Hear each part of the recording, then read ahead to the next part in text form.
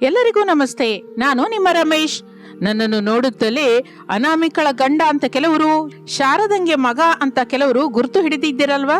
ಬಹಳ ಸಂತೋಷ. ನೀವು ಗುರ್ತು ಹಿಡಿದ ಹಾಗೆ ನಾನು ಶಾರದಳ ಮಗ, ಅನಾಮಿಕಳಿಗೆ ಪತಿ. ಆ ಇಬ್ಬರು ಹೆಂಗಸರ ಜೊತೆ ನನ್ನ ಜೀವನದ ಗಾಡಿ ಮುಂದಕ್ಕೆ ನಡೆಯುತ್ತಾ ಇರುವಾಗ ಒಂದು ದಿನ ಈ ಇಬ್ಬರು ಹೆಂಗಸರು ನನ್ನನ್ನು 2 ಪ್ರಶ್ನೆ ಮಾಡುತ್ತಾರೆ. ಆ ಪ್ರಶ್ನೆಗೆ ಏನು ಉತ್ತರ ಹೇಳಬೇಕೋ ನಂಗೆ ಅರ್ಥವಾಗ್ಲಿಲ್ಲ. ನಮ್ಮ ಅಪ್ಪ ಪ್ರಸಾದನ್ನ ಕೇಳ್ದೆ, ಸ್ವಲ್ಪ ಸಮಯ ತಗೊಂಡ್ರು, ಆದ್ರೆ ಉತ್ತರ ಹೇಳಲಾರ್ದೆ ಹೋದ್ರು. ಇಷ್ಟಕ್ಕೂ ಆ 2 ಪ್ರಶ್ನೆಗಳೇನೋ, ನಮ್ಮಮ್ಮ ನನ್ನ ಹೆಂಡತಿ ಯಾಕೆ ಪ್ರಶ್ನೆಗಳನ್ನ ನನ್ನ ಕೇಳಿದ್ರು ಅಂತ ತಿಳಿಬೇಕು ಅಂದ್ರೆ ಪತಿ ಮಹಾಶಯರಿಗೆ ವಿಜ್ಞಪ್ತಿ ಎನ್ನುವ ಈ ಕಥೆಯೊಳಗೆ ಹೋಗಲೇಬೇಕಾಗಿದೆ ಎಂದು ರಮೇಶ್ ಆಕಾಶದ ಕಡೆಗೆ ನೋಡ್ತಾ ಇರ್ತಾನೆ. ಇನ್ನು ಬೆಳಗ್ಗಿನ ಸಮಯ 8 ಗಂಟೆ. ಅತ್ತೆ ಶಾರದಾ ನೋಡುತ್ತಾ ಇರುವಾಗ ಸೊಸೆ ಅನಾಮಿಕಾ ಒಂದು ಕೈಯಲ್ಲಿ ಪೇಸ್ಟ್, ಮತ್ತೊಂದು ಕೈಯಲ್ಲಿ ಬ್ರಷ್ ಹಿಡಿದುಕೊಂಡು ಬರ್ತಾಳೆ. ಏನೇ ಸೊಸೆ, ಮಗ ಇನ್ನೂ ಎದ್ದಿಲ್ವಾ? ಹೇಳುವ ಟೈಮ್ ಆಯ್ತು ಅತ್ತೆ. ಯಾವ ಕ್ಷಣದಲ್ಲಾದ್ರೂ ಅಲಾರಾಮ್ ಮೊಳಗುತ್ತೆ. ಅವ್ರು ಹೇಳ್ತಾರೆ ಪೇಸ್ಟ್ ಬ್ರಷ್ ಅಂತ ಹರಚ್ತಾರೆ. ಆಗ ಗಾಬರಿ ಆಗ್ತಾ ಒಂದ್ರ ಬದಲು ಮತ್ತೊಂದು ತಗೊಂಡು ಹೋಗಿ ಅವ್ರ ಮಾತು ಕೇಳೋದೇನಕ್ಕೆ ಅಂತ ಮುಂಜಾಗ್ರತೆಯಾಗಿ ಒಂದು ಕೈಯಲ್ಲಿ ಪೇಸ್ಟು, ಇನ್ನೊಂದು ಕೈಯಲ್ಲಿ ಬ್ರಷ್ ಹಿಡ್ಕೊಂಡು ರೆಡಿಯಾಗಿದ್ದೀನಿ. ಇದ್ದೀನಿ ಅಂತ ಇಲ್ಲಿರೋದಲ್ವೇ ಸೊಸೆ, ಹೋಗಿ ಮಗನ ಹತ್ರ ಇರು. ಕಣ್ಣು ತೆಗಿಯೋ ಹೊತ್ತಿಗೆ ಅವನ ಕಣ್ಣು ಮುಂದಿರ್ಬೇಕು. ಇಲ್ಲ ಅಂದ್ರೆ ಅಮ್ಮ ಅತ್ತೆ ಯಾಕೆ ಹಾಗೆ ಭಯಪಡಿಸ್ತಾ ಇದ್ದೀರಾ? ನಂಗೆ ಗೊತ್ತಿಲ್ವಾ ಹೇಳಿ? ನಿಮ್ಮ ಮಗ ಕಣ್ಣು ತೆಗಿಯೋ ಹೊತ್ತಿಗೆ ನಾನು ಕಾಣಿಸ್ಬೇಕು. ಇಲ್ಲ ಅಂದ್ರೆ ಆ ದಿನ ನನ್ನ ಕಪಾಲ ಅವನ ಏಟಿಂದ ತುಂಬಿ ಹೋಗುತ್ತೆ. ಅಗ್ನಿ ಅಗ್ನಿ ಅಂತ ನೋಡುವ ನೋಟದಿಂದ ಉರಿದು ಹೋಗುತ್ತೆ. ನಿಮ್ಮ ಅಮ್ಮನ ಹೊಟ್ಟೆ ಹೊಡಿಯಾ, ಉರಿದು ಹೋಗುತ್ತೆ, ಬಡ್ದು ಹೋಗುತ್ತೆ ಅಂತ ಇಲ್ಲೇ ಇದೆಯಾ? ಯಾಕೆ? ರೂಮ್ ಒಳಗೆ ಹೋಗು, ಅಲಾರಾಮ್ ಮೊಳಗುತ್ತಾ ಇದೆ ಎಂದು ಶಾರದಾ ಹೇಳುತ್ತಲೇ ಅನಾಮಿಕಂಗೆ ಅಲಾರಾಮ್ ಸೌಂಡು ಕೇಳಿಸುತ್ತೆ. ಅಷ್ಟೇ ಕ್ಷಣ ಕೂಡ ತಡ ಮಾಡದೆ ಕಿಚನ್ ಒಳಗಿಂದ ಓಟ ಶುರು ಮಾಡಿ ಬೆಡ್ರೂಮ್ ಒಳಗೆ ಹೋಗುತ್ತಾಳೆ. ರಮೇಶ್ ಹಾಯಾಗಿ ಮಲಗಿರುತ್ತಾನೆ. ಬೆಡ್ ಪಕ್ಕದಲ್ಲಿ ಚಿಕ್ಕದಾದ ಟೇಬಲ್ ಮೇಲೆ ಅಲಾರಾಮ್ ಟ್ರಿನ್ ಟ್ರಿನ್ ಅಂತ ಮೊಳಗುತ್ತಾ ಇರುತ್ತದೆ. 3ನೇ ರಿಂಗಿಗೆ ರಮೇಶ್ ಚಟಕ್ ಅಂತ ಎದ್ದು ನಿಲ್ಲುತ್ತಾನೆ. ಕಣ್ಣು ತೆಗೆಯುತ್ತಾನೆ. ಎದುರಿಗೆ ಅನಾಮಿಕಾ ನಗುತ್ತಾ ಕಾಣಿಸುತ್ತಾಳೆ. ಆದ್ರೆ ರಮೇಶ್ ನಗಲಿಲ್ಲ. ಕೋಪದಿಂದ ನೋಡ್ತಾನೆ. ಅನಾಮಿಕಾ ಮೂತಿ ಮುದುರಿಸಿಕೊಳ್ಳುತ್ತಾಳೆ. ಬ್ರಷ್ ಪೇಸ್ಟೋ ಎಂದು ಗಟ್ಟಿಯಾಗಿ ಅರಚುತ್ತಾನೆ. ತನ್ನ ಕೈಯಲ್ಲಿರುವ ಪೇಸ್ಟ್ ಅನ್ನು ಬ್ರಷ್ ಅನ್ನು ರಮೇಶನ ಕೈಯಲ್ಲಿ ಇಡುತ್ತಾಳೆ. ರಮೇಶ್ ತಕ್ಷಣ ಬಾತ್ರೂಮ್ ಒಳಗೆ ಹೋಗುತ್ತಾನೆ. ಅನಾಮಿಕಾ ಉಸಿರೆಳೆದುಕೊಂಡು ಕಿಚನ್ ಒಳಗೆ ಬರ್ತಾಳೆ. ಅತ್ತೆ, ಅವರು ಮಾವಯ್ಯ ರೆಡಿಯಾಗಿ ಟಿಫಿನ್ ತಿನ್ನೋದಕ್ಕೆ ಬರ್ತಾ ಇದ್ದಾರೆ. ನೀವು ದೋಸೆ ಹಾಕೋದಕ್ಕೆ ಶುರು ಮಾಡಿ. ಈಗ್ಲೇ ಬೇಡ ಕಣ ಸೊಸೆ, ತಂದೆ ಮಗ ಬಂದು ಕೂತ ಮೇಲೆ ಹಾಕೋಣ. ಹಾಗೆ ಆಗ್ಲಿ ಅತ್ತೆ. ಆ ಕಡೆ ಬಿಸಿಯಾಗಿಯೂ ಅಲ್ಲ, ಹಾಗೆ ಪೂರ್ತಿಯಾಗಿ ತಣ್ಣಗೂ ಬೇಡ. ಈ 2ರಲ್ಲಿ ಯಾವ್ದು ಹೆಚ್ಚು ಯಾವ್ದು ಕಡಿಮೆ ಆದ್ರೂ ಇಬ್ಬರಿಗೂ ಬೈಗಳ ಅಕ್ಷತೆಗಳು ಬೀಳುತ್ತೆ ಎಂದು ಅನಾಮಿಕಾ ಹೇಳುತ್ತಾ ಇರುವಾಗ ಬೆಡ್ರೂಮ್ ಒಳಗಿರೋ ಪ್ರಸಾದ್ ಗಟ್ಟಿಯಾಗಿ ಅರಚುತ್ತಾನೆ. ಶಾರದಾ ಶಾರದಾ ಎಂದು ಅರಚುತ್ತಾನೆ. ಆ ಕರೆ ಕೇಳಿ ಕಿಚನ್ ಒಳಗಿರುವ ಶಾರದಾ ಬೆಚ್ಚಿ ಬೀಳುತ್ತಾಳೆ. ಕೈಯಲ್ಲಿರುವ ಸಾರಿನ ಸೌಟು ಕೆಳಗೆ ಬೀಳಿಸಿ ಓಟ ಕೀಳುತ್ತಾಳೆ. ಅನಾಮಿಕಾ ಭಯದಿಂದ ನೋಡುತ್ತಾ ಇರುವಾಗ ಆ ಸೌಟು ಅನಾಮಿಕಳ ಕಾಲಿನ ಮೇಲೆ ಬೀಳುತ್ತೆ. ಅನಾಮಿಕಂಗೆ ನೋವು ಬರುತ್ತೆ. ಅರಚಲಾಗದೆ ಕೈಯನ್ನು ಬಾಯಿಗೆ ಒತ್ತಿ ಹಿಡಿಯುತ್ತಾಳೆ. ಇನ್ನು ಶಾರದಾ ಬೆಡ್ರೂಮ್ ಒಳಗೆ ಬರ್ತಾಳೆ. ಪ್ರಸಾದ್ ಕೋಪದಿಂದ ನೋಡ್ತಾನೆ. ಏನಾಯ್ತು ರೀ? ಬೆಳಿಗ್ಗೆ 1 ಗಂಟೆ, ರಾತ್ರಿ 1 ಗಂಟೆ, ಈ 2 ಗಂಟೆ ಮಾತ್ರವೇ ಅತ್ತೆ ಸೊಸೆಯರಿಗೆ ಕೆಲಸ ಇರುತ್ತೆ. ಮಿಕ್ಕ ಸಮಯವೆಲ್ಲ ಖಾಲಿಯಾಗಿ ಇರ್ತೀರಲ್ಲ. ನಾನ್ ಹೇಳಿದ ಕೆಲಸ ಕೂಡ ಮಾಡದೆ ಏನ್ ಮಾಡ್ತಿದ್ದೀರಾ? ಗಂಡ ಅಂದ್ರೆ ಗಂಡನ್ ಮಾತಂದ್ರೆ ಗೌರವ ಇಲ್ವಾ? ಹೇಳು ಶಾರದಾ, ನಾನಂದ್ರೆ ಭಯ ಇಲ್ಲದೆ ಆಗೋಗಿದೆ ಅಲ್ಲ ನಿಂಗೆ? ತಗೋ ಬೆಲ್ಟ್ನ. ಬೇಡರಿ, ಹೊಡಿಬೇಡ್ರಿ, ನೀವ್ ಹೇಳಿದ ಕೆಲಸ ಎಲ್ಲ ಮಾಡ್ತಾ ಇದ್ದೀನಲ್ಲ. ನನ್ನ ಕ್ರೀಮ್ ಕಲರ್ ಶರ್ಟ್ಗೆ ಕಲರ್ ಹೋಗದ ಹಾಗೆ ಕೈಯಿಂದ ವಾಶ್ ಮಾಡು ಅಂತ ಹೇಳಿದ್ದೆ ಅಲ್ಲ. ನೀವ್ ಹೇಳಿದ ಹಾಗೆ ಕಲರ್ ಹೋಗದಾಗೆ ಕೈಯಿಂದಲೇ ಒಗ್ದಿದ್ದೀನಲ್ಲ ರೀ ಎಂದು ಶಾರದಾ ಹೇಳುತ್ತಲೇ ಪ್ರಸಾದ್ ಆವೇಶದಿಂದ ಒಂದು ಶರ್ಟ್ ಅನ್ನು ತೆಗೆದು ಶಾರದಳ ಮುಖದ ಮೇಲೆ ಬಿಸಾಕುತ್ತಾನೆ. ಶಾರದಾ ಶರ್ಟ್ ಅನ್ನು ನೋಡುತ್ತಾಳೆ. ಅಲ್ಲಿ ಕ್ರೀಮ್ ಕಲರ್ ಹೋಗಿ ಬೆಳ್ಳಗೆ ಕಾಣಿಸ್ತಾ ಇರುತ್ತದೆ. ಶಾರದಾ ಭಯದಿಂದ ಗಂಡ ಪ್ರಸಾದ್ನನ್ನ ನೋಡ್ತಾ ಇರ್ತಾಳೆ. ಆಫೀಸಿಂದ ಬರೋ ಹೊತ್ತಿಗೆ ನನ್ನ ಕ್ರೀಮ್ ಕಲರ್ ಶರ್ಟ್ ನನಗ್ ಬೇಕು. ನೀನೇನ್ ಮಾಡ್ತೀಯೋ ಹೇಗ್ ಮಾಡ್ತೀಯೋ ನಂಗೆ ಗೊತ್ತಿಲ್ಲ. ನನಗೆ ಮಾತ್ರ ನನ್ನ ಕ್ರೀಮ್ ಕಲರ್ ಶರ್ಟೇ ಬೇಕು. ಹಾಗಿರಿ, ನೀವು ಸಾಯಂಕಾಲ ಆಫೀಸಿಂದ ಮನೆಗೆ ಬರೋ ಹೊತ್ತಿಗೆ ನಿಮಗೆ ಇಷ್ಟವಾದ ನಿಮ್ಮ ಕ್ರೀಮ್ ಕಲರ್ ಶರ್ಟ್ ಇರುತ್ತೆ. ನನ್ನ ನಂಬಿ. ಸರಿ ಸರಿ, ಆಫೀಸ್ಗೆ ಟೈಮ್ ಆಯ್ತು, ಹೋಗಿ ಟಿಫಿನ್ ಕೊಂಡು ಲಂಚ್ ಬಾಕ್ಸ್ ಕೂಡ ರೆಡಿ ಮಾಡು. ಈಗ್ಲೇ ಮಾಡ್ತೀನಿ ರೀ ಎಂದು ಶಾರದಾ ಉಸಿರೆಳೆದುಕೊಳ್ಳುತ್ತಾ ಆ ರೂಮಿನಿಂದ ಓಡಿ ಕಿಚನ್ ಒಳಗೆ ಹೋಗುತ್ತಾಳೆ. ತಂದೆ ಮಗ ಆಫೀಸ್ಗೆ ಹೋಗೋದಕ್ಕೆ ರೆಡಿಯಾಗಿ ಬಂದು ಡೈನಿಂಗ್ ಟೇಬಲ್ ಹತ್ರ ಕೂತ್ಕೋತಾರೆ. ಅತ್ತೆ ಸೊಸೆಯರು ಸೇರಿ ಬಿಸಿ ಬಿಸಿ ದೋಸೆಗಳು ಹಾಕಿ ಕೊಡುತ್ತಾರೆ. ಚಕ ಚಕ ತಿಂದು ಬ್ಯಾಗ್ ಅನ್ನು ತಗೋತಾರೆ. ಅತ್ತೆ ಸೊಸೆಯರು ಎದುರಿಗೆ ಬರುತ್ತಲೇ ಆಫೀಸ್ಗೆ ಹೊರಟು ಹೋಗುತ್ತಾರೆ. ಅತ್ತೆ ಸಸ್ಯರು ಇನ್ನೂ ರಿಲ್ಯಾಕ್ಸ್ ಆಗುತ್ತಾರೆ. ಹೀಗೆ ದಿನಗಳು ಕಳೆಯುತ್ತಾ ಇರುತ್ತದೆ. ದಿನಕ್ಕೂ ತಂದೆ ಮಗನ ಡಾಮಿನೇಷನ್ ಅತ್ತೆ ಸಸ್ಯರ ಮೇಲೆ ಹೆಚ್ಚಾಗ್ತಾ ಇರುತ್ತೆ. ಆದರೂ ಶಾರದಾ ಅನಾಮಿಕರು ಎದುರು ಹೇಳದೆ ಸಹನೆಯಿಂದ ಇರ್ತಾ ಇದ್ರು. ಒಂದು ದಿನ, ಅತ್ತೆ ಬನ್ನಿ, ಮತ್ತೆ ಅವರು ಮಾವಯ್ಯ ಬರ್ತಾರೆ. ಕೇಕ್ ಶಾಪ್ ಅವನು ಫೋನ್ ಮಾಡಿದ್ನ ಸೊಸೆ? ಮಾಡಿದೆ ಅತ್ತೆ, ಕೇಕು ರೆಡಿಯಾಗಿದೆ ಅಂತೆ, ಹೋಗಿ ತಗೊಂಬರೋಣ ಬನ್ನಿ ಎಂದು ಅತ್ತೆ ಸಸ್ಯರು ಮನೆಗೆ ಬೀಗ ಹಾಕಿ ಹೊರಟು ಹೋಗುತ್ತಾರೆ. ತಂದೆ ಮಗ ಒಂದು ಪಾರ್ಕ್ ಅಲ್ಲಿ ಕೂತಿರುತ್ತಾರೆ. ನೀನ್ ಹೇಳಿದ್ದು ಚೆನ್ನಾಗಿದೆ ಅಪ್ಪ, ಸ್ವಂತ ಬಿಸ್ನೆಸ್ ಮಾಡ್ಬೇಕು ಅಂದ್ರೆ ತುಂಬಾ ದುಡ್ಡು ಬೇಕು. ಈಗ ನಮ್ಮ ಹತ್ರ ಅಷ್ಟು ದುಡ್ಡಿಲ್ವಲ್ಲ. ನಾನು ಮಾಡಿದ್ದು ಸ್ವಲ್ಪ ಸೇವಿಂಗ್ಸ್ ಇದೆಯಪ್ಪ, ಅದು ಅಲ್ಲದೆ ಅತ್ತೆ ಸಸ್ಯರ ಒಡವೆಗಳಿದೆ. ಇನ್ನು ದುಡ್ಡು ಬೇಕು ಅಂದ್ರೆ ಲೋನ್ ತಗೊಳ್ಳೋಣ ಎಂದು ಹೇಳುತ್ತಾ ಇರುವಾಗ ರೋಡ್ ಮೇಲೆ ನಡೆದುಕೊಂಡು ಹೋಗ್ತಾ ಇರುವ ಅತ್ತೆ ಸಸ್ಯರು ತಂದೆ ಮಗನಿಗೆ ಕಾಣಿಸುತ್ತಾರೆ. ಮಗು ರಮೇಶ್, ಆ ಇಬ್ಬರು ಹೆಂಗಸರನ್ನ ನೋಡು, ಅವರು ನಮ್ಮ ಮನೆ ಹೆಂಗಸರೇ ಅಲ್ವಾ? ರಮೇಶ್ ಅವರ ಕಡೆ ನೋಡುತ್ತಾನೆ. ಹೌದು ಅಪ್ಪ, ಅಮ್ಮ ಅನಾಮಿಕಾ, ಇವರಿಬ್ಬರು ಎಲ್ಲಿಗೆ ಹೋಗ್ತಾ ಇದ್ದ ಹಾಗೆ, ಬನ್ನಿ ನೋಡೋಣ ಎಂದು ಇಬ್ಬರು ಪಾರ್ಕ್ ಇಂದ ಹೊರಟು ಹೋಗಿ ಅತ್ತೆ ಸಸ್ಯರ ಹಿಂದೆಯೇ ಹೋಗ್ತಾ ಇರ್ತಾರೆ. ರೋಡ್ ಮೇಲೆ ಕಿಶೋರ್, ರಮಣ ಅನ್ನುವ ಇಬ್ಬರು ಪೋಕಿರಿ ವ್ಯಕ್ತಿಗಳು ಅನಾಮಿಕಳನ್ನು ನೋಡುತ್ತಾ ರಾಂಗ್ ಕಮೆಂಟ್ಸ್ ಮಾಡ್ತಾ ಇರ್ತಾರೆ. ಅತ್ತೆ ಸಸ್ಯರಿಗೆ ಕೋಪ ಬರುತ್ತೆ. ತಕ್ಷಣ ನಿಲ್ಲುತ್ತಾರೆ.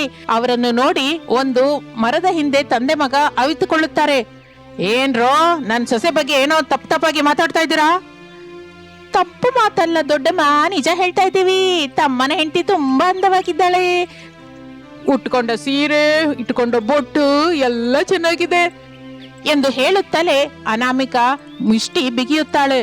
ಅರೆ ಕಿಶೋರ್, ನೋಡ್ಬೇಕಾಗಿದ್ದು ಸೀರೆ ಬೊಟ್ಟಲ್ವೋ, ಆ ಉದ್ದನೆ ಜಡೆನ ನೋಡು, ನೋಡು ಆ ಜಡೆನ ನೋಡು, ಕಪ್ಪನೆ ಹಾವಿನ ಹಾಗೆ ಎಷ್ಟು ಅಂದವಾಗಿದೆಯೋ ಎಂದು ರಮಣ ಅನಾಮಿಕಳ ಜಡೆಯನ್ನು ಹಿಡಿಯಲಿಕ್ಕೆ ಹೋಗುತ್ತಾನೆ.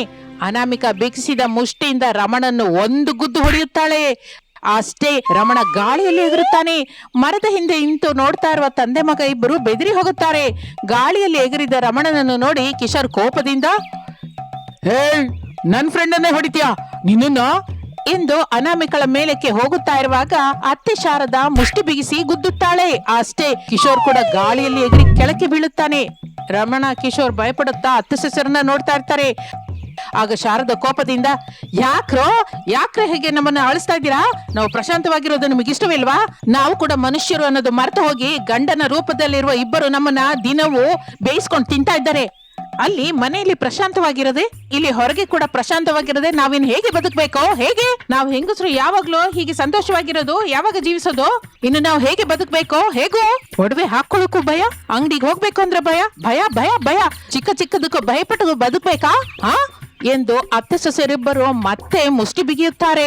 ಅದನ್ನು ನೋಡಿ ಕಿಶೋರ್, ರಮಣ ಅಲ್ಲಿಂದ ಓಡಿ ಹೋಗುತ್ತಾರೆ. ಪ್ರಸಾದ್, ರಮೇಶ್ ಈ ಕಡೆ ಓಟ ಕೇಳುತ್ತಾರೆ. ಅತ್ತೆ ಸೊಸೆಯರು ಮಾಮೂಲಾಗಿ ಬದಲಾಗಿ ಇನ್ನು ಕೇಕ್ ಶೇಪ್ಗೆ ಹೋಗುತ್ತಾರೆ. ಆರ್ಡರ್ ಕೊಟ್ಟ ಕೇಕ್ ಅನ್ನು ತಗೊಂಡು ಮನೆಗೆ ಬರ್ತಾರೆ. ಪ್ರಸಾದ್, ರಮೇಶ್ ಇಬ್ಬರು ಭಯದಿಂದ ಬೆಡ್ಶೀಟ್ ಹೊತ್ಕೊಂಡು ಮಲಗಿರ್ತಾರೆ. ಅತ್ತೆ ಸಸ್ಯರು ಎಷ್ಟು ಕೇಳಿದ್ರು ತಂದೆ ಮಗ ಏನೂ ಹೇಳಲಿಲ್ಲ. ಆ ದಿನ ರಾತ್ರಿ ಅತ್ತೆ ಸಸ್ಯರು ಸೇರಿ ರಮೇಶನ ಬರ್ತ್ಡೇಯನ್ನು ಸೆಲೆಬ್ರೇಟ್ ಮಾಡ್ಬೇಕು ಅಂತ ನಿದ್ರೆಯಿಂದ ಎಬ್ಬಿಸುತ್ತಾರೆ. ಇಬ್ರು ಭಯಪಟ್ಟು ಹಾಲ್ಗೆ ಓಡ್ಕೊಂಡು ಬರ್ತಾರೆ. ಏನಾಯ್ತು ರೀ? ಸಾಯಂಕಾಲದಿಂದ ನೋಡ್ತಾ ಇದ್ದೀನಿ, ಯಾಕೆ ಭಯ ಪಡ್ತಾ ಇದ್ದೀರಾ? ಹೇಳ್ರಿ ಮಗು ರಮೇಶು, ಯಾಕೆ ಭಯ ಪಡ್ತಾ ಇದೆಯೋ ಹೇಳೋ? ಪಾರ್ಕ್ ಹತ್ರ ನೀವು ಅತ್ತೆ ಸಸ್ಯರ ಕೋಪನ ನೋಡಿದ್ವಿ ಎಂದು ರಮೇಶ್ ಹೇಳುತ್ತಲೇ ಅತ್ತೆ ಸಸ್ಯರ ಕಣ್ಣಿನಿಂದ ಕಣ್ಣೀರು ಬರುತ್ತೆ. ಸಾರಿ ಶಾರದಾ, ನಮ್ಮ ನಡವಳಿಕೆ ನಿಮಗೆ ಇಷ್ಟೆಲ್ಲ ದುಃಖ ಕೊಡುತ್ತೆ ಅಂತ ನಾವು ಊಹಿಸಿರ್ಲಿಲ್ಲ. ಹೌದು ಅಮ್ಮ, ನಮ್ಮನ್ನು ಕ್ಷಮಿಸ್ಬಿಡಿ. ಮಗು ರಮೇಶು, ನಿಮ್ಗೆ ಒಂದು ಪ್ರಶ್ನೆ ಕೇಳಮ್ಮ. ನಾನು ನಿನ್ ಮಗ, ನೀನು ನನ್ನ ಏನಾದ್ರೂ ಕೇಳ್ಬೋದು. ನನಗೆ ಚೆನ್ನಾಗಿ ಇಲ್ದಿದ್ರು ನನ್ನ ನೋಡಿಲ್ಲ, ಏನಾದ್ರೂ ತಿಂದ್ಯಾ ಅಮ್ಮ ಅಂತ ಕೇಳಲಿಲ್ಲ. ನೋಡು ಮಗನೇ, ಈ ಅಮ್ಮ ಅಂದ್ರೆ ನಿನಗಷ್ಟು ಕೀಳ? 9 ತಿಂಗಳು ಹೊತ್ತು ಹೆತ್ತಿದ್ದಕ್ಕ ಯಾಕೆ ಎಂದು ದುಃಖ ಪಡುತ್ತಾಳೆ. ರಮೇಶನಿಗೆ ಕೂಡ ದುಃಖವೆನಿಸುತ್ತೆ, ಕಣ್ಣೀರು ಹಾಕೋತಾನೆ. ನೀನು ಕೂಡ ಏನಾದ್ರೂ ಕೇಳ್ಬೇಕು ಅಂತಿದ್ರೆ ಕೇಳು ಅನಾಮಿಕಾ. ನಾನು ಕೂಡ ಒಂದು ಪ್ರಶ್ನೆ ಕೇಳ್ತೀನಿ. ಏನು ಅನಾಮಿಕಾ? ಜನ್ಮ ಕೊಟ್ಟ ಅಮ್ಮನನ್ನು ಅಮ್ಮನಾಗಿ ನೋಡದ ನೀವು ಹೆಂಡತಿಯಾಗಿ ನನ್ನನ್ನು ಏಕೆ ಮದುವೆ ಮಾಡ್ಕೊಂಡ್ರಿ? ಎಲ್ಲಿ ಅಮ್ಮನನ್ನ ಪೂಜಿಸಲ್ಪಡುತ್ತದೆಯೋ ಅಲ್ಲಿ ಅಕ್ಕ, ತಂಗಿ, ಹೆಂಡತಿ ಗೌರವಿಸಲ್ಪಡುತ್ತಾರೆ. ಇಲ್ಲಿ ನಮಗೆ ಸಿಕ್ಕಿದ ಗೌರವವೇನು? ರಮೇಶ್ ತಲೆ ತೆಗಿಸುತ್ತಾನೆ. ಪ್ರಸಾದ್ ಕಣ್ಣಲ್ಲಿ ಕೂಡ ಕಣ್ಣೀರು ಬರುತ್ತೆ. ಹೊರಗೆ ಅವರನ್ನು ಹೊಡೆದ ನಾವು ನಿಮ್ಮನ್ನು ಹೊಡಿಲಾರೆವಾ? ಯಾಕೆ ನಿಮ್ಗೆ ಎದುರಾಗಿ ಮಾತಾಡಿಲ್ಲ? ನಿಮ್ಮ ಇಷ್ಟವನ್ನೇ ನಮ್ಮ ಇಷ್ಟವಾಗಿ ಯಾಕೆ ಬದುಕ್ತಾ ಇದ್ದೀವಿ? ರಮೇಶ್, ಪ್ರಸಾದರು ಮೌನವಾಗಿರ್ತಾರೆ. ಇದಕ್ಕಾಗಿನೇ ಎಂದು ಅನಾಮಿಕಾ ತನ್ನ ಕುತ್ತಿಗೆಯಲ್ಲಿರುವ ತಾಳಿಯನ್ನು ತೋರಿಸುತ್ತಾಳೆ. 3 ಗಂಟೆಗಳ ಬಂಧದಿಂದ ನೀವೇ ನಮ್ಮ ಪ್ರಾಣ ಅಂತ, ನೀವೇ ನಮ್ಮ ಸರ್ವಸ್ವ ಅಂತ ನಂಬಿದ್ದೀವಿ. ಆದ್ರಿಂದ ನೀವೇ ನಮ್ಮ ಜೀವನ ಜೀವಿತ, ನೀವೇ. ಆದ್ದರಿಂದ ನೀವು ಮಾತ್ರ ನಮ್ಮನ್ನ ಕೀಳಾಗಿ ನೋಡ್ತೀರಾ. ಶಾರದಾ, ಅನಾಮಿಕಾ, ಈ ದಿನದಿಂದ ನನಗೆ, ನನ್ನ ಮಗನಿಗೆ ಅಲ್ಲಮ್ಮ, ಗಂಡ ಮಹಾಶಯರೆಲ್ಲರಿಗೂ ಅರ್ಥವಾಗ್ಬೇಕು. ಅಮ್ಮನನ್ನ ಗೌರವಿಸ್ಬೇಕು, ಹೆಂಡತಿಯನ್ನ ಪ್ರೇಮಿಸ್ಬೇಕು. ಅವ್ರು ಒಪ್ಕೊಂಡ್ರೆ ಸೃಷ್ಟಿಯಾಗುತ್ತೆ, ಅದಿಲ್ಲ ಅಂದ್ರೆ ಅಂತ್ಯ ತಪ್ಪಲ್ಲ ಅಂತ ನೀವು ಅತ್ತೆ ಸೊಸೆಯರಿಗೆ ಎಂದು ಪ್ರಸಾದ್ ರಮೇಶ್ ಇಬ್ಬರು ಕೈ ಮುಗಿಯುತ್ತಾರೆ. ಈಗ ಅರ್ಥವಾಯ್ತಲ್ಲ ನಮ್ಮಮ್ಮ ನನ್ನ ಹೆಂಡತಿ ಕೇಳಿದ ಪ್ರಶ್ನೆ ಏನು ಅಂತ? ಈಗ ಹೇಳಿ, ಅವರು ಕೇಳಿದ ಪ್ರಶ್ನೆಗೆ ನಾನು ಏನು ಅಂತ ಉತ್ತರ ಹೇಳಬೇಕು? ನಾನು ಗಂಡ ಮಹಾಶಯರೆಲ್ಲರಿಗೂ ವಿಜ್ಞಪ್ತಿ ಮಾಡುವುದೊಂದೇ, ನಾವು ಮನೆಯಲ್ಲಿ ಅತ್ತೆ ಸೊಸೆಯರು ನಮ್ಮಿಂದ ದುಃಖ ಪಡಬಾರದು. ಸಂದರ್ಭಾನುಸಾರವಾಗಿ ಗಂಡು ಹೆಣ್ಣು ನಡೆದುಕೊಳ್ಳಬೇಕು. ಇನ್ನು ವಿರಾಮ. ಹಲೋ, ಒಂದು ನಿಮಿಷ. ನಿಮ್ಮಲ್ಲಿ ಬಹಳ ಜನ ನಮ್ಮ ಅನಾಮಿಕಾ ಕನ್ನಡ ಸ್ಟೋರೀಸ್ ಚಾನೆಲ್ ಅನ್ನ ಸಬ್ಸ್ಕ್ರೈಬ್ ಮಾಡದೆ ನೋಡ್ತಾ ಇದ್ದೀರಾ ಅಂತ ಅನಾಮಿಕಾ ಕೋಪದಲ್ಲಿದ್ದಾಳೆ. ನಿಮ್ಮ ಅನಾಮಿಕಾ ನಗುತ್ತಾ, ನೀವು ಮೆಚ್ಚಿ ಹಿಡಿಸುವ ಕಥೆಯಿಂದ ನಿಮ್ಮ ಮುಂದಕ್ಕೆ ಬರಬೇಕು ಅಂತಂದ್ರೆ ನಿಮ್ಮಲ್ಲಿರುವ ಪ್ರತಿಯೊಬ್ಬರು ಸಬ್ಸ್ಕ್ರೈಬ್ ಮಾಡ್ಕೊಳ್ಳೇಬೇಕು. ಹಾಗೆ ಲೈಕ್ ಮಾಡೋದು, ಶೇರ್ ಮಾಡೋದು ಮರಿಬೇಡಿ. ಆ ಪಕ್ಕದಲ್ಲೇ ಇರುವ ಗಂಟೆಯನ್ನು ಒತ್ತಿರಿ. ಎಲ್ಲರಿಗೂ ನಮಸ್ತೆ. ನಿಮ್ಮ ರಮೇಶ್, ಅದೇಪ ನಿಮ್ಮ ಅನಾಮಿಕಳ ಗಂಡ. ಬಾಯ್ ಬಾಯ್. ಏನೇ ಸೊಸೆ, 2 ತಿಂಗಳಿಂದ ಯಾವ ಕೆಲಸವೂ ಮಾಡದೆ ಸೋಂಬೇರಿ ಹಾಗೆ ತಿರುಗ್ತಾ ಇರುವ ತಂದೆ ಮಗನ ಜೊತೆ ಈ ಚಳಿಗಾಲದಲ್ಲಿ ಕೆಲಸ ಮಾಡುವ ಅದ್ಭುತವಾದ ಐಡಿಯಾ ಇದೆ ಅಂದೆ, ನಿಜವೇನಾ? ನಿಜಾನೇ ಅತ್ತೆ. ನಾವು ತರಕಾರಿಗಾಗಿ ಮಾರ್ಕೆಟ್ಗೆ ಹೋಗ್ತೀವಲ್ಲ, ಆಗ ಆ ಐಡಿಯಾ ಬಗ್ಗೆ ಹೇಳ್ತೀನಿ. ತಂದೆ ಮಗ ಮನೆಯಲ್ಲಿ ಇಲ್ವಲ್ಲ, ಈಗ ಹೇಳೆ ಆ ಐಡಿಯಾ ಏನು ಅಂತ. ಹೀಗೆ ಓಪನ್ ಆಗಿ ಹೇಳುವ ಐಡಿಯಾ ಅಲ್ಲತ್ತೆ, ಗೋಡೆಗಳಿಗೂ ಕಿವಿ ಇರುತ್ತೆ. ಗೋಡೆಗಳೇನೋ ಮಾಡಲಾರವಲ್ಲ ಸೊಸೆ, ಹೇಳೋ ಏನೋ ಐಡಿಯಾ ಎಂದು ಅತ್ತೆ ಶಾರದ ಕೇಳುತ್ತಲೇ ಸೊಸೆ ಅನಾಮಿಕಾ ಶಾರದಳ ಕಿವಿಯಲ್ಲಿ ಗುಸುಗುಸು ಅಂತ ಹೇಳುತ್ತಾಳೆ. ಅಷ್ಟೇ, ಶಾರದಳ ಮುಖ ಹೊಸ ಟ್ಯೂಬ್ಲೆಟ್ ಹಾಗೆ ಬೆಳಗಿ ಹೋಗುತ್ತೆ. ನೀನ್ ಅಮ್ಮನ ಹೊಟ್ಟೆ ಹೊಡಿಯಾ, ಇಷ್ಟು ಒಳ್ಳೆ ಐಡಿಯಾದ ಬಗ್ಗೆ ಮೊದಲೇ ಏನಕ್ಕೆ ಆಲೋಚಿಸಿಲ್ಲ ಸೊಸೆ? ಕೆಲಸ ನೋಡ್ಕೋತಾರೆ ಅಂತ ಅವರ ಮೇಲೆ, ಮಾವಯ್ಯನ ಮೇಲೆ ಎಷ್ಟೋ ನಂಬಿಕೆ ಇತ್ತು ಅತ್ತೆ. ಮೊನ್ನೆ ನಮಗೆ ಲಿಂಗಯ್ಯ ಬಂದು ಹೇಳಿದಾಗಿಂದ ಇವರಿಬ್ಬರು ಈ ಕೆಲಸ ಮಾಡುವ ಅವಕಾಶ ಇಲ್ಲ ಅಂತ ನನಗೆ ಅರ್ಥವಾಗಿ ಹೋಯ್ತು ಅತ್ತೆ. ಹೌದು ಸೊಸೆ, ಕೆಲಸಕ್ಕಾಗಿ ಪ್ರಯತ್ನ ಮಾಡ್ತಾರೆ ಅಂತ ನಂಬಿದ್ವಿ. ಖರ್ಚಿಗಾಗಿ 200, 300, 500 ಕೊಡ್ತಾ ಬಂದ್ವಿ. ಆದ್ರೆ ಲಿಂಗಯ್ಯ ಹೇಳುವವರೆಗೂ ನಾವು ಇಂಥದ್ ಮಾಡ್ತಾರೆ ಅಂತ ಅಂದ್ಕೊಂಡಿರ್ಲಿಲ್ವಲ್ಲ. ಅದಕ್ಕೆ ಅತ್ತೆ ನಾವು ಹೇಳಿದಾಗೆ ಮಾಡೋಣ. ಆಗ ಖಚಿತವಾಗಿ ಅವರು ಮಾವಯ್ಯ ನಮ್ಮ ಮಾತನ್ನು ಕೇಳ್ತಾರೆ. ಆಗ 2 ಬಾಲುಗಳು ನಮ್ ಕೋರ್ಟಲ್ಲೇ ಇರುತ್ತೆ. ಸರಿ ಕಣೆ ಸೊಸೆ, ನಾಳೆಯಿಂದ ನೀನ್ ಹೇಳ್ದಾಗೆ ಮಾಡೋಣ. ಈಗ ಮಾತ್ರ ಇಬ್ಬರು ಹಾಗೆ ಹಾಯಾಗಿ ಮಾರ್ಕೆಟ್ ತನಕ ಹೋಗ್ಬರೋಣ ಬಾ. ಯಾವ ಮಾರ್ಕೆಟ್ ವರ್ಗೆ ಅತ್ತೆ? ತರಕಾರಿ ಮಾರ್ಕೆಟ್ ವರ್ಗ, ಇಲ್ಲ ಅಂದ್ರೆ ಪ್ರತಿ ಭಾನುವಾರ ನಡೆಯೋ ಮಾರ್ಕೆಟ್ಗ? ಯಾವ ಮಾರ್ಕೆಟ್ಗೆ ಹೋಗೋಣ? ತರಕಾರಿ ಮಾರ್ಕೆಟ್ಗೆ ಹೋಗೋಣ ಬಾರೆ ಎಂದು ಅತ್ತೆ ಸೊಸೆರು ಮನೆಗೆ ಬೀಗ ಹಾಕಿಕೊಂಡು ಆಟೋದಲ್ಲಿ ಹೊರಟು ಹೋಗುತ್ತಾರೆ. ಪ್ರಸಾದ್ ರಮೇಶ್ ಅನ್ನುವ ತಂದೆ ಮಗ ನೋಡಿದ ಸಿನಿಮಾದ ಬಗ್ಗೆ ಮಾತನಾಡಿಕೊಳ್ಳುತ್ತಾ ಮನೆ ಕಡೆ ನಡೀತಾ ಇರ್ತಾರೆ. ಸಿನಿಮಾ ತುಂಬಾ ಚೆನ್ನಾಗಿತ್ತಲ್ಲಪ್ಪ. ಏನ್ ಚೆನ್ನಾಗಿದೆಯೋ ಮಗನೇ, ಆದ್ರೂ ಹೆಂಡತಿ ಹೇಳುವ ಮಾತುಗಳು ಕೇಳೋದೇನೋ, ನನಗ ಸಿನಿಮಾ ಹಿಡಿಸ್ಲಿಲ್ಲ. ಅದೇನಪ್ಪ ಹಾಗಂತ್ಯಾ? ಸಿನಿಮಾ ನೋಡ್ತಾ ಇರೋವರೆಗೂ ಹಾಯಾಗಿ ನಗ್ತಾ ಇದೆಯಲ್ಲ, ಈಗ ಮಾತ್ರ ಹಾಗೆ ಮಾತಾಡ್ತಾ ಇದೆಯಾಕೆ? ಆ ಸಿನಿಮಾದ ಬಗ್ಗೆ ನಾವು ಎಷ್ಟು ಕಡಿಮೆ ಮಾತಾಡಿದ್ರೆ ಅಷ್ಟು ಒಳ್ಳೇದು. ಹಸುವೆ ಸಾಯಿಸ್ತಾ ಇದೆ, ಅತ್ತೆ ಸೊಸೆರು ನಮ್ಗಾಗಿ ಚಿಕನ್ ತಂದಿರ್ತಾರೆ, ಬಿಸಿ ಬಿಸಿಯಾಗಿ ಹೊಟ್ಟೆ ತುಂಬಾ ತಿನ್ನೋಣ ಬಾ ಎಂದು ಇಬ್ಬರು ಮಾತನಾಡಿಕೊಂಡು ಮನೆಗೆ ಬರುತ್ತಾರೆ. ಹೀಗೆ ನೋಡಿದ್ರೆ ಮನೆಗೆ ಬೀಗ ಹಾಕಿರುತ್ತೆ. ಅಪ್ಪ, ಮನೆಗೆ ಬೀಗ ಹಾಕಿದೆ. ನಂಗೆ ಕೂಡ ಕಾಣಿಸ್ತಾ ಇದೆ ಮಗನೇ. ಮನೆಗೆ ಬೀಗ ಹಾಕಿ ಅತ್ತೆ ಸೊಸೆರು ಎಲ್ಲಿಗೆ ಹೋದ ಹಾಗೆ ಅಪ್ಪ? ನನಗ್ ಮಾತ್ರ ಏನ್ ಗೊತ್ತು. ಇಬ್ಬರು ಸೇರಿ ಸಿನಿಮಾಗೆ ಹೋದ್ವಿ, ಇಬ್ಬರು ಸೇರಿ ಮನೆಗೆ ಬಂದ್ವಿ. ನನ್ ಕೇಳಿದ್ರೆ ಹೇಗೆ ಹೇಳು? ಅತ್ತೆ ಸೊಸೆರಿಗೆ ಫೋನ್ ಮಾಡೋಣ ಅಂದ್ರೆ ನಮ್ಮ ಫೋನಲ್ಲಿ ಬ್ಯಾಲೆನ್ಸ್ ಇಲ್ಲ. ಇನ್ನು ಮಾಡೋದೇನಿದೆ? ಈ ಅತ್ತೆ ಸೊಸೆರು ಬರುವವರೆಗೆ ಮನೆ ಮುಂದೆ ಎದುರು ನೋಡೋದೆ ಎಂದು ಇಬ್ಬರು ಎದುರು ನೋಡ್ತಾ ಇರ್ತಾರೆ. 1 ಗಂಟೆ ಕಳೆದ ನಂತರ ಅತ್ತೆ ಸೊಸೆರಿಬ್ಬರು ಮನೆಗೆ ಬರುತ್ತಾರೆ. ರಮೇಶ್ ಪ್ರಸಾದ್ ನೀರಸದಿಂದ ಕಾಣಿಸುತ್ತಾರೆ. ಎಷ್ಟೊತ್ತಾಯ್ತು ರೀ ಬಂದು? ಗಂಟೆ ಮೇಲಾಯ್ತು ಶಾರದಾ. ಬಂದ ಮೇಲೆ ಫೋನ್ ಮಾಡ್ಬೋದಿತ್ತಲ್ಲ. ಅತ್ತೆ ಸೊಸೆರು ಸೇರಿ ಹೋಗಿದ್ದೀರಾ ಅಂದ್ರೆ ಯಾವುದೋ ಮುಖ್ಯವಾದ ಕೆಲಸವಾಗಿರುತ್ತೆ ಅಂತ ಆಲೋಚಿಸಿ ಫೋನ್ ಮಾಡಿಲ್ಲ. ಅದಲ್ಲಮ್ಮ ಮಗು ರಮೇಶು, ನಾನು ಹೇಳ್ತಾ ಇದ್ದೀನಲ್ಲ, ನಾನು ಹೇಳಿದ್ದೇ ನಿಜ. ನೀನು ಕೂಡ ಹಾಗೆ ಅಂದ್ಕೊಂಡಿದ್ದೀಯಲ್ವಾ ಎಂದು ಪ್ರಸಾದ್ ಕಣ್ಣು ಹೊಡಿತಾನೆ. ರಮೇಶ್ ಅರ್ಥ ಮಾಡಿಕೊಂಡು, ಹಾ ಹೌದಮ್ಮ, ನಾನು ಕೂಡ ಅದೇ ಅಂದ್ಕೊಂಡೆ, ಅದೇ ಹೇಳ್ಬೇಕು ಅಂದ್ಕೊಂಡಿದ್ದೆ. ಅತ್ತೆ, ನಮ್ಮ ಬಗ್ಗೆ ಮಾವಯ್ಯ ಅವರು ಎಷ್ಟು ಚೆನ್ನಾಗಿ ಆಲೋಚಿಸ್ತಾ ಇದ್ದಾರಲ್ವಾ? ಹೌದು ಸೊಸೆ, 2 ಚಿಕನ್ ಚೂರು ಹೆಚ್ಚಾಗಿ ಹಾಕೋಣ. ಬೀಗ ತೆಗಿ. ಅನಾಮಿಕಾ ಬೀಗ ತೆಗೆಯುತ್ತಾಳೆ. ರಮೇಶ್ ಪ್ರಸಾದರು ಮನೆಯೊಳಗೆ ಕೂತ್ಕೊಂಡು ಟಿವಿ ನೋಡ್ತಾ ಇರ್ತಾರೆ.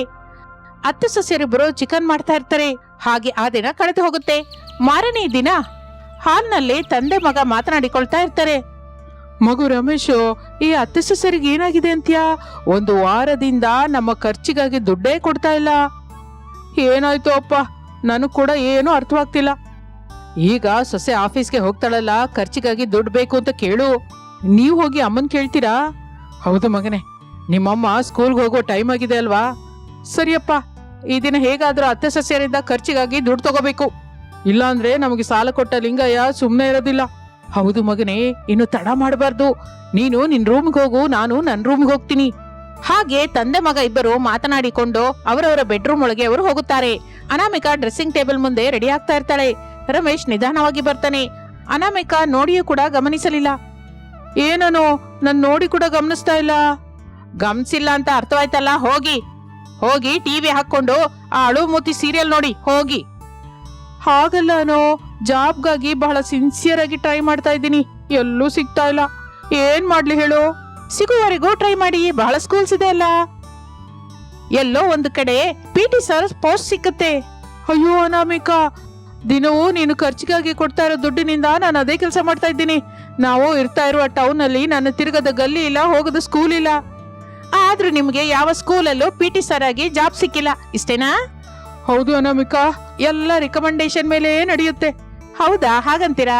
ಸರಿ, ಹಾಗಾದ್ರೆ ಈ ಕಡೆ ನಿಮಗೂ ಮಾವಯ್ಯಂಗೂ ಹೇಗೂ ಕೆಲಸ ಇಲ್ಲ, ಆದ್ರಿಂದ ಟಿವಿ ನೋಡ್ಕೊಂಡು ಕಾಲಕ್ಷೇಪ ಮಾಡಿ ಹೋಗಿ. ಅದೆಲ್ಲ ಅನ್ನೋ, ಖರ್ಚಿಗಾಗಿ ನೀನು ದುಡ್ಡು ಕೊಟ್ಟು ಒಂದು ವಾರವಾಯ್ತು. ಓಹೋ, ಆ ದುಡ್ಡು ಇನ್ನೂ ಇದೆಯಾ ನಿಮ್ಮ ಹತ್ರ? ನೀವು ಬಹಳ ಗ್ರೇಟ್ ರೀ. ಜಾಬ್ ಹೋದ ಮೇಲೆ ದುಡ್ಡನ್ನ ಬಹಳ ಉಳಿತಾಯವಾಗಿ ಉಪಯೋಗಿಸ್ತಿದ್ದೀರಾ. ಓಹೋ, ನಿನ್ಗೆ ಹಾಗ ಅರ್ಥ ಆಯ್ತಾ? ಉಳಿತಾಯ ಎಲ್ಲ ಏನೂ ಇಲ್ಲ, ಕೈ ಖರ್ಚಿಗಾಗಿ ದುಡ್ಡು ಕೊಡು ಅನಾಮಿಕಾ. ಸರಿ ಸರಿ, ನೀವು ಹಾಲ್ಗೆ ಹೋಗಿ, ನಾನು ಅಲ್ಲಿಗೆ ಬಂದು ಕೊಡ್ತೀನಿ ಎಂದು ಅನಾಮಿಕಾ ಹೇಳುತ್ತಲೇ ರಮೇಶ್ ಸಂತೋಷದಿಂದ ಅದು ನಿಜ ಎಂದುಕೊಂಡು ಹಾಲ್ಗೆ ಬರ್ತಾನೆ. ಶಾರದಾ ಕೂಡ ಡ್ರೆಸ್ಸಿಂಗ್ ಟೇಬಲ್ ಮುಂದೆ ರೆಡಿ ಆಗ್ತಾ ಇರುವಾಗ ಪ್ರಸಾದ್ ಬರ್ತಾನೆ. ನೀವೇನಕ್ ಬಂದಿದ್ರೋ ನನ್ಗೊತ್ತು, ನಿಮ್ಮ ಹತ್ರ ಮಾತಾಡ್ಬೇಕು ಅಂತ ನಾನು ಕೂಡ ಅಂದ್ಕೊಂಡೆ. ಹಾಲ್ಗೆ ಹೋಗಿ, ನಾನು ಬಂದ ಮೇಲೆ ಮಾತಾಡ್ತೀನಿ. ಸರಿ ಶಾರದಾ ಎಂದು ಪ್ರಸಾದ್ ಮತ್ತೊಂದು ಮಾತು ಆಡದೆ ಹಾಲ್ಗೆ ಬರ್ತಾನೆ. ಮಗ ರಮೇಶ್ ಕಾಣಿಸುತ್ತಾನೆ. ತಂದೆ ಮಗ ಮಾತನಾಡಿಕೊಳ್ತಾ ಇರುವಾಗ ಅತ್ತೆ ಸೊಸೆಯರಿಬ್ಬರು ತಯಾರಾಗಿ ಹಾಲ್ಗೆ ಬರ್ತಾರೆ. ನಿಮ್ಗೆ ಹೇಗೂ ಕೆಲಸ ಸಿಗ್ತಾ ಇಲ್ವಲ್ಲ? ಹೌದು ಶಾರದಾ, ದಿನವೂ ಹುಡುಕಿ ಹುಡುಕಿ ಸುಸ್ತಾಗ್ತಾ ಇದೀವಿ. ಹೇಳು ಮಗನೇ. ಹೌದಮ್ಮ, ನೀನು ಅನಾಮಿಕಾ ಟೀಚರ್ ಆಗಿ ಮಾಡ್ತಾ ಇದ್ದೀರಾ. ನಾನು PT ಆಗಿ, ಅಪ್ಪ ಅಟೆಂಡರ್ ಆಗಿ ಮಾಡೋಣ ಅಂತ ಎಷ್ಟೋ ಸ್ಕೂಲ್ ತಿರುಗ್ತಾ ಇದೀವಿ, ಆದ್ರೆ ಯಾರು ನಮ್ಮನ್ನ ತಗೋತಾ ಇಲ್ಲ. ಮತ್ತೇನ್ ಮಾಡ್ತೀರೀ?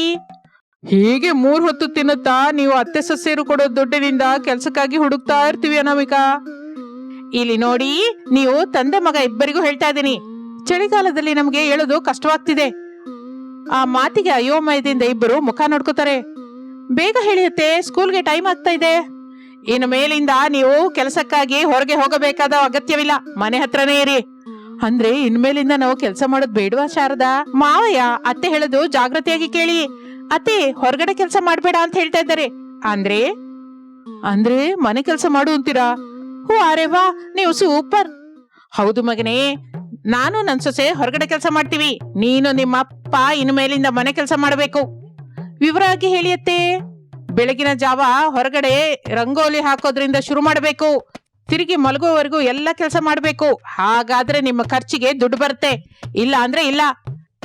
ನೀವು ಆಲೋಚಿಸಿ ಸಾಯಂಕಾಲ ಹೇಳಿ ಎಂದು ಅತ್ತೆ ಸೊಸೆಯರಿಬ್ಬರು ಹೊರಟು ಹೋಗುತ್ತಾರೆ. ಪ್ರಸಾದ್ ರಮೇಶರು ಮಾತನಾಡ್ಕೋತಾರೆ. ಅಪ್ಪ, ಮನೆ ಕೆಲಸ ಮಾಡೋದಕ್ಕಿಂತ ಹೊರಗಡೆ ಕೆಲಸ ಹುಡ್ಕೋದೇ ಒಳ್ಳೇದು. ಮನೆ ಕೆಲಸ ಅಂತಾನೆ ಯಾಕೋ ಹಾಗೆ ಭಯಪಡ್ತೀಯಾ? ಮನೆ ಕೆಲಸ ಎಷ್ಟು ಸಿಂಪಲ್ ನಾನು ಹೇಳ್ತೀನಿ ಕೇಳು. ಒಂದು ರಂಗೋಲಿ, ಒಂದು ಪೂಜೆ, ಒಂದು ಟಿಫಿನು, ಒಂದು ಲಂಚು, ಒಂದು ಸ್ನಾಕು, ಒಂದು ಡಿನ್ನರು, ಅಷ್ಟೇ. ನಾವು ರಂಗೋಲಿ ಹಾಕ್ಬೇಕಾದ್ರೆ ಯಾರಾದ್ರೂ ನೋಡಿದ್ರೆ ಏನಪ್ಪಾ? ಇದು ಚಳಿಗಾಲ ಮಗನೇ, ಇಷ್ಟು ಬೆಳಿಗ್ಗೆ ಯಾರು ಹೇಳೋದಿಲ್ಲ. ಒಂದು ವೇಳೆ ಎದ್ರು ನಮ್ಗೇನು ಆಗಲ್ಲ. ಏನೂ ಆಗಲ್ವಾ? ಯಾಕೆ ಏನೂ ಆಗಲ್ಲಪ್ಪ? ನಮ್ಮನ್ನು ನೋಡಿದ್ರೆ ಅಂದ್ರೆ ನಗ್ತಾರೆ. ನಗದೆ ನಾವು ಕೂಡ ಸೀರೆ ಉಟ್ಕೊಳ್ಳೋಣ ಕಣೋ. ಆಗ ನೋಡ್ದವ್ರು ಅತ್ತೆ ಸೊಸೆರೆ ಅನ್ಕೋತಾರೆ, ಅವರು ನಾವು ಅಂದ್ಕೊಳ್ಳಲ್ವಲ್ಲ. ಹೋ, ಅರೆವಾ ಅಪ್ಪ, ನೀನು ಸೂಪರ್. ಹೀಗೆ ತಂದೆ ಮಗ ಮಾತನಾಡಿಕೊಂಡು ಮನೆ ಕೆಲಸ ಮಾಡಲಿಕ್ಕೆ ನಿರ್ಣಯಿಸಿಕೊಳ್ಳುತ್ತಾರೆ. ಸಾಯಂಕಾಲ ಅತ್ತೆ ಸೊಸೆರು ಮನೆಗೆ ಬಂದ ನಂತರ ಹೇಳುತ್ತಾರೆ. ಅತ್ತೆ ಸೊಸೆರಿಬ್ಬರು ಒಪ್ಕೋತಾರೆ. ಮಾರನೇ ದಿನ ಚಳಿಗಾಲ, ಸಣ್ಣಗೆ ಮಂಜು ಬೀಳ್ತಾ ಇರುತ್ತದೆ. ಅತ್ತೆ ಸೊಸೆರು ಎದ್ದು ಕಿಟಕಿ ಹತ್ರ ನಿಂತ್ಕೊಂಡು ಹೊರಗಡೆ ನೋಡ್ತಾ ಇರ್ತಾರೆ. ಪ್ರಸಾದ್ ಸೀರೆ ಉಟ್ಕೊಂಡು ರಂಗೋಲಿ ಹಾಕ್ತಾ ಇದ್ರೆ, ರಮೇಶ್ ಸೀರೆ ಉಟ್ಕೊಂಡು ತುಳಸಿ ಗಿಡಕ್ಕೆ ದೀಪ ಇಡ್ತಾ ಇರ್ತಾನೆ. ಅತ್ತೆ ಸೊಸೆರಿಗೆ ಬಹಳ ಸಂತೋಷವಾಗುತ್ತೆ. ಇಬ್ಬರು ಸುತ್ತಲೂ ನೋಡುತ್ತಾರೆ, ಯಾರು ಕಾಣಿಸ್ತಾ ಇರ್ಲಿಲ್ಲ. ಬಾ ಮಗನೇ, ಹೊರಗಡೆ ಯಾರು ಇಲ್ಲ, ನಮ್ಮನ್ನ ಯಾರು ನೋಡಿಲ್ಲ. ಹೌದಪ್ಪ, ಈ ಚಳಿಗೆ ಯಾರು ಹೇಳಲಾರ್ದೆ ಹೋಗ್ತಾ ಇದ್ದಾರೆ. ನಾವು ದಿನವೂ ಹೀಗೆ ಇದ್ದು ರಂಗೋಲಿ ಹಾಕ್ಬೇಕು, ಆಮೇಲೆ ದೀಪ ಇಡ್ಬೇಕು, ಆಮೇಲೆ ಮನೆ ಕೆಲಸ ಬಹಳ ಇದೆ, ಅವೆಲ್ಲ ಮಾಡ್ಬೇಕಪ್ಪ. ಹೌದು ಮಗನೇ, ಬಾಬಾ ಎಂದು ಇಬ್ಬರು ಮನೆಯೊಳಗೆ ಹೋಗುತ್ತಾರೆ. ಅತ್ತೆ ಸೊಸೆಯರು ಇವರಿಬ್ಬರನ್ನು ನೋಡಿ ನಗುತ್ತಾರೆ. ಇನ್ನು ಆಗಿನಿಂದ ಪ್ರಸಾದ್ ರಮೇಶರು ಈ ಅತ್ತೆ ಸೊಸೆಯರು ಹೇಳಿದ ಕೆಲಸಗಳನ್ನೆಲ್ಲ ಮಾಡಿಕೊಳ್ಳುತ್ತಾ ಮನೆಯಲ್ಲೇ ಸಂತೋಷವಾಗಿರ್ತಾರೆ. ತಮ್ಮ ಖರ್ಚಿಗಾಗಿ ಕೊಡ್ತಾ ಇರುವ ದುಡ್ಡಿನಿಂದ ಹಾಯಾಗಿ ಎಂಜಾಯ್ ಮಾಡ್ತಾ ಇರ್ತಾರೆ. ಇದು ಇಂದಿನ ಕತೆ. ಮತ್ತೊಂದು ಆಸಕ್ತಿಕರ ಕಥೆ ಜೊತೆ ಮತ್ತೆ ಸೇರೋಣ. ಅಲ್ಲಿವರೆಗೂ ವಿರಾಮ. ನಮಸ್ತೆ.